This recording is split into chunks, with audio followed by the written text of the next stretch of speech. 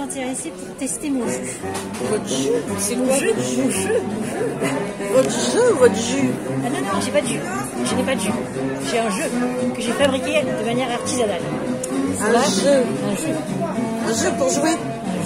Alors, c'est pas vraiment pour jouer, c'est plus sérieux que ça quand même. Mais c'est très sérieux à jouer quand même. même. Apprendre à, comment dire, à se servir de son intuition. Ah, et c'est comme un tarot? Exactement, en fait c'est même basé sur le tarot. Ah, c'est même basé sur le tarot. Et en fait, par exemple, vous connaissez le tarot? non, pas vraiment. Mais j'ai une amie qui fait un tarot des plantes. Un tarot des plantes, très bien. Ouais, très joli. Eh ben alors, Mais moi c'est un tarot sur les chakras. Et l'astro aussi. Et quoi? Ben, aussi sur la guérison. Ah oui, plein de choses. Alors, par exemple, vous expliquez que, par exemple, vous demandez votre signe astrologique et je vous montre la carte que j'ai créée qui correspond à ça. Par exemple, c'est une idée. Ça, je suis ouverte à toutes les propositions. Par exemple, vous êtes quel signe? Moi, Lion. Lion, ah, très bien, moi je suis ascendant Lion. Ascendant Scorpion. Ah oui, d'accord. C'est un peu méchant tout ça. Comment? Lion, ascendant Scorpion, c'est un peu méchant. Non, non, non, c'est pas méchant, un Scorpion, c'est gentil, c'est la renaissance. Scorpion. Ah bah alors, c'est impeccable. Votre s'embrasser, parce que là, c'est mon exemple qui est dans l'ordre. Pour vous expliquer la carte pour être au lieu, par exemple. Voilà. C'est dans les arcades majeures du tarot de Marseille. Moi, j'ai relié à des photos. Il y a plein de choses. Alors, en fait, ça, c'est un signe qui correspond en fait à la force. Oui. Le lion, c'est la carte du tarot de la force. Mais attention, pas la force brusque et brutale. Non, non, non. C'est l'équilibre des forces. Vous voyez, ça fait une posture de Qigong. Je fais en Qigong. C'est moi-même. J'ai pris la photo. Enfin, c'est pas moi qui l'ai prise, parce que c'est moi qui suis dessus. Mais je me suis fait prendre en photo dans cette posture-là. Voilà. Et c'est un signe de feu. Oui. Voilà. Ça, on sait ça. Et là, en fait, on a un dragon, une sorte de dragon dans des neiges. Hein? Je regarde parce que j'ai un stand aussi. Ah oui, vous avez quel stand? Ah, justement. L'artisanat? L'artisanat? Oui. Ah, c'est pas trop bien. Alors bon, moi j'ai fait ça complètement intuitivement. Alors, par exemple, au niveau du livret que j'ai créé, pour expliquer chaque page, aussi, il y a 56 cartes au total. Par exemple, je peux vous lire ce qui correspond à Lion. C'est une recherche intuitive. Hein. J'ai beaucoup cherché à comprendre tout ça. Et il y a des critères. Parce que les signes astro, on ne connaît pas tellement. On ne voit pas trop en fait, ça passe. Moi, je suis psychiatre. J'ai beaucoup réfléchi. C'est ça. Alors, par exemple, pour le lion, c'est une carte, si jamais on tombe dessus par hasard, hein, aussi, un message. Donc voilà ce qu'elle exprime. On va dire. Il est temps de dompter le souffle intérieur. Savoir canaliser l'énergie avec douceur. C'est la force subtile. La force subtile. Celle qui réconcilie et apaise la colère. Canaliser force. Et ça correspond à la lettre CAF. CAF, c'est lettre hébraïque de CAF. Je vous ai dit ça ici dans votre titre. Cette lettre hébraïque veut dire la paume de la main, justement. Le corps de résurrection aussi, on peut dire comme ça. Le rocher. C'est quelque chose de solide. Hein. Voilà, on est ancré sur un rocher. C'est fort, un rocher. Et ça a traversé les âges. C'est la première. L'élémentaire des minéraux, on va dire. Les anciens. Alors c'est la souveraineté rayonnante de l'estime de soi, la confiance intérieure. Donc, prenons un instant pour reconnaître nos qualités et accomplissements. Ça c'est quand on veut se pencher sur ce signe. Qu'est-ce qui peut nous apporter à tous?